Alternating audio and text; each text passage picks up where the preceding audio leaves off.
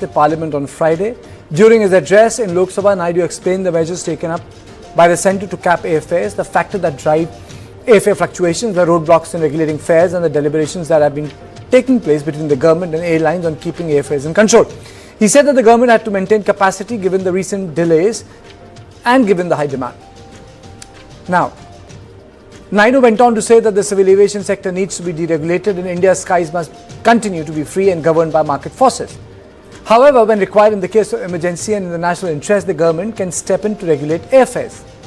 Giving example of such intervention, Naidu said that the government had regulated airfares during Mahakumbh, during Onam and after the dastardly Pahalgam terror attack, to ensure that the airlines were not making a killing at the expense of customers in circumstances like the IndiGo mess. Earlier this week, a Tariff Monitoring Unit has been set up in the DGCA. Keeping in mind the consumer's interest, the unit will keep an eye on fares on 78 routes, including international sectors. He said the government had convened a meeting with representatives of all airlines to discuss the IndiGo mess and to ensure fares were not raised unfairly. Recounting the success of the UDAN scheme under Prime Minister Modi, Naidu said the scheme had made flying accessible for the Aam Aadmi and democratized it. Naidu said the demand for the air travel was growing exponentially. As part of the UDAN scheme, 1.57 crore people had benefited on 693 new routes. He said 20 new destinations at new airports will be added in the future. More airlines will come in the next 10 years. He said the demand is growing, so we need more airlines. He said the government had given an NOC to 3 new airlines as minister.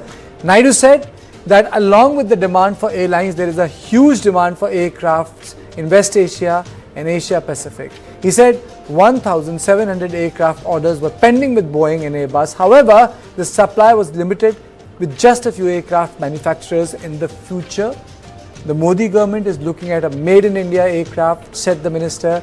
HAL and Sukhoi are discussing this, he added. Now let me play out what he said in Lok Sabha. The civil aviation network, the aviation sector, if it needs to grow, the first and foremost thing is to keep it deregulated so that the competition survives, more players can come in. Madam, and coming back to the whole deregulation aspect, even though I am saying that the market is deregulated, let me also come to the fact that according to the Aircraft Act that we have right now, there is power with the central government that in extraordinary circumstances, when there is a possibility that there is a misuse of the air tariff deregulation that we have set up, then there is the power with the central government to interfere and set things right, to cap the fares so that the passenger does not experience opportunistic pricing at that point of time. And recently also we have seen during the IndiGo crisis where there was a capacity constraint. There were many cancellations, there were many routes where the airlines was not able to operate, because of which there was a capacity constraint. So again, it was observed that if we don't interfere, there could be a rise in airfares. Immediately we have stepped in, we have released an order, and this time we have done the categories based on the distance, and clearly we have communicated to the airlines that there has to be a capping in airfares. I'm mentioning the point saying that because the government has the exclusive power in extraordinary circumstances when they feel that the airfares are rising above the normal and becoming abnormal, then we are taking up that step. The new initiative, the new experiment we have started, this was very recently in October we have started with Alliance Air, was Fare Se Fursat. We wanted to see, because there is a lot of discussion on capping of fares, let us see if we can cap the fares to a certain extent, what kind of benefit it is being given to the ultimate consumer or the passenger, and how is the viability of the airlines. So this special initiative that we have done, which is Fare Se Fursat, which is a pilot project for 3 months, Alliance Air, more than 54 routes it is operating in the country. We have selected certain 25 routes where the demand is good, some where the viability not be good. So 25 routes across the country, both Northeast, South India, northern part of India, West, East. We have taken up all operations, 25 routes we have earmarked. And in these 25 routes, we have fixed up the fare for that route. On this issue, I am joined by Captain Prashant Dhalla, former Flight Operations Inspector DGCA, and Captain Amit Singh, former Director, Flight Operations, AirAsia. Let me go to Captain Prashant Dhalla. Thank you so much, sir, for joining me. My question is, what is required to reform the sector? What has happened in IndiGo has raised larger question about the aviation sector. What do you think that the government must do, sir?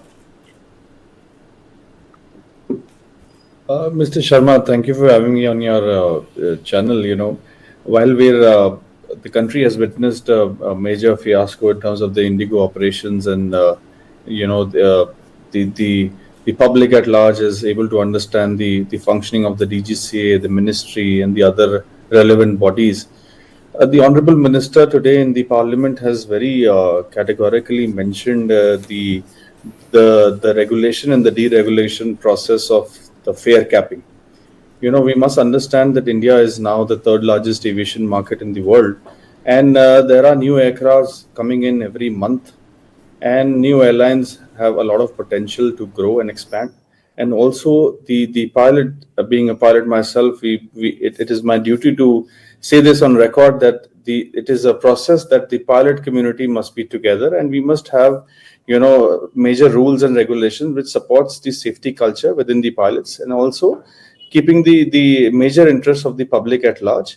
We must have certain regulations and certain periodic circulars issued by the government, which keeps the checks on such kind of misadventures. Your opening comments, Captain Aman Singh, because when we are talking about regulatory oversight, today four officers were suspended, Mr. Singh, by DGCA today. They were inspectors. So the need of the hour is an independent investigation, not DGCA conducting an investigation, because they themselves have to conduct investigation on their role in the whole fiasco, because they needed to have adequate oversight of the situation.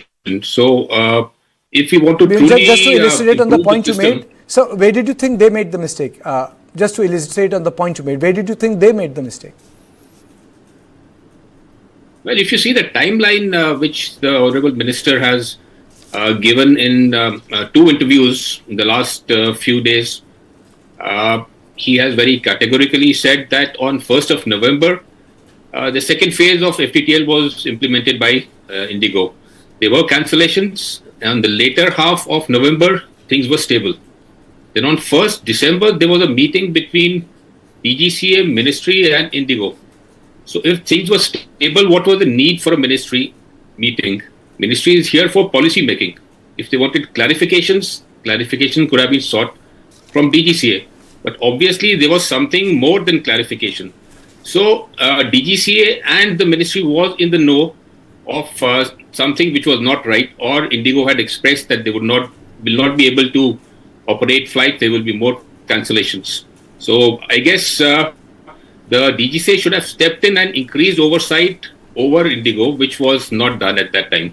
So that was a lapse on account of DGCA. So things like this have been happening in the past, and that brings the question about regulatory oversight. It is all about self-governance. So DGCA cannot be there everywhere, but DGCA has to approve the processes. If they have approved the scheduling process of IndiGo, then they need to have regular oversight during audits and special audits, especially which happened after Air India.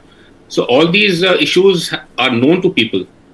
So if we are going to ignore issues, then they're going to pop up or break out like this in a whole mess, and the country is going to suffer. So what do you think should be done? What sort of reforms are required in this sector? Independence of DGCA is the first thing. DGCA right now is an autonomous body, an office of the Ministry of Civil Aviation.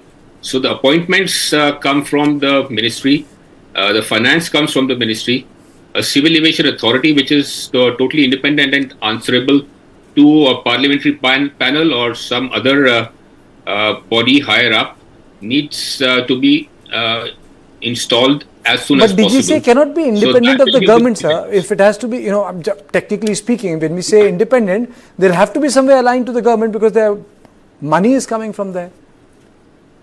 So that is what they need to have, that financial independence. So total autonomy will come from financial independence and moving away from the ministry, the shadow of the ministry. So they should not be answering. So their appointments right now, in 1997, Air Marshal J.K. Seth had given a report, comprehensive report about safety in civil aviation. So that is one of the issues he had given, that the officers in DGCA is always looking towards the ministry, since their appointments and other promotions come from there and the finances come from there. So that needs to be delinked so that they do their job consistently without any interference.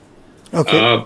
The collusion between the airlines and DGCA, that needs to be proved by an agency, because if IndiGo is in a dominant position, so under the Competition Commission of India, there's a rule which can look at abuse of dominant position.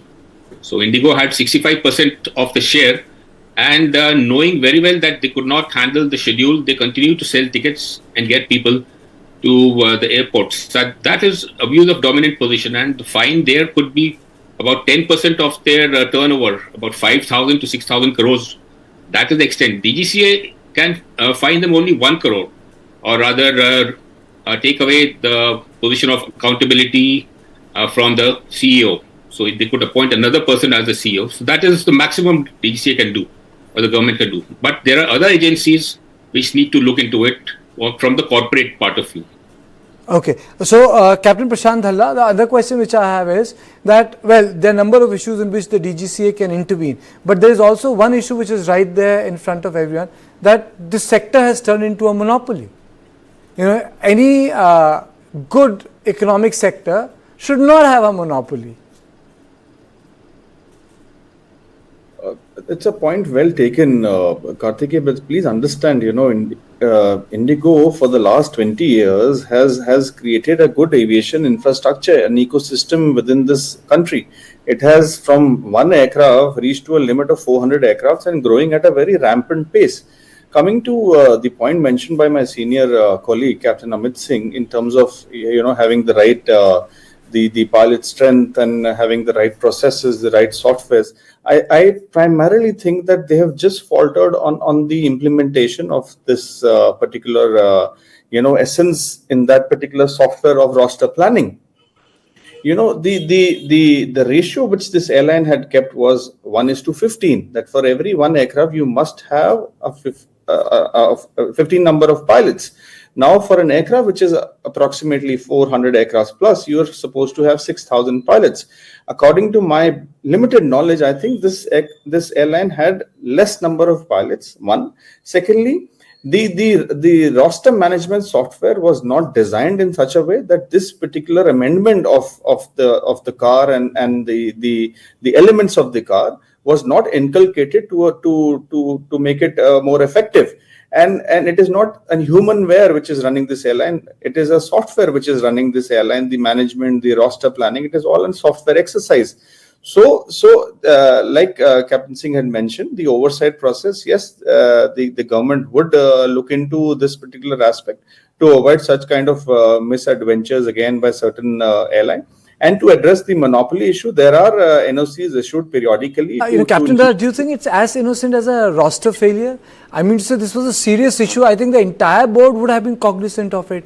The pilot salaries were only 5% of the entire budget. The operating profit was going. They were reducing the number of pilots, despite knowing that FDTL norms should be implemented for passenger safety. This is willful negligence. Yes. I'm sorry, please go ahead. Yes, Captain Singh. So I'm saying this is willful negligence because they had 2 years to implement. If you look at the history of FDTL right from 2007, when the FDTL was issued, there was a pressure from the airlines. It was kept under abeyance. Then 2011, a new FDTL came. 2012, we had the Mangalore accident, after which the FDTL was made more stringent. Again, there was a pushback from the airlines, and it was kept under abeyance. In 2019 and 2024, when a number of pilots died at the airport, then the government came in and made more stringent rules. Then there was a pushback. So it is about the intent. So if the industry is moving or demanding more safer rules, more stringent rules, then it is incumbent upon the airlines to make the processes aligned with these regulations. So they had 2 years to incorporate this in their software. Why did they do it? Apparently, they were so confident that these rules would be pushed back. But since there was a a High Court ruling, it could not have been done. Alternate was a fatigue risk management system, which is an alternate of the prescriptive FTTL. A circular was issued in September to be implemented in December.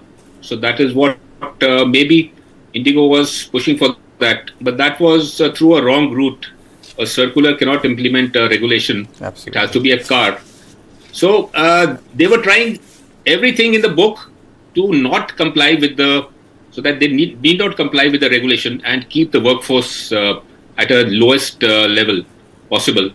And because individuals are also connected with their performance, how are you performing and how are you working towards keeping the costs low? So that is one of your KRAs of the senior management. So apparently, only a root cause analysis will tell us Absolutely. what IndiGo has submitted, weather and traffic, and except for pollution, they have blamed everything. So that is kind of trying to hoodwink the ministry or the regulator, giving them some reason. Absolutely, I completely concur with you. You know, there has to be an independent investigation into this entire affair. I don't believe that it was as innocent as the issue of rostering, because what people of this country went through was unprecedented. Thank you, Captain Dhalla, and thank you, Captain Singh, for joining me. This was on point 2, but there's on point 3, and on point 3 is on Austria banning headscarves for girls in schools.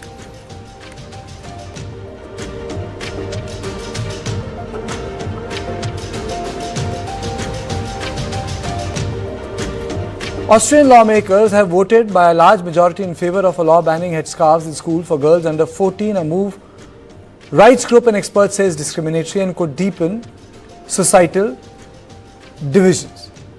The government said that about 12,000 girls would be affected by the new law. The law prevents girls younger than 14 from wearing headscarves that cover the head in accordance with Islamic traditions in all schools. Austria's conservative-led government, under pressure with the anti-immigration sentiment is running high, proposed the ban earlier this year, arguing it is aimed at protecting girls from oppression.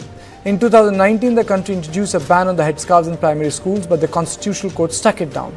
This time, the government insists that its law is constitutional, though experts have suggested it could be seen as discriminating against one religion. Now, the whole issue is that a lot of people say that it is not just an item of clothing, but it sexualizes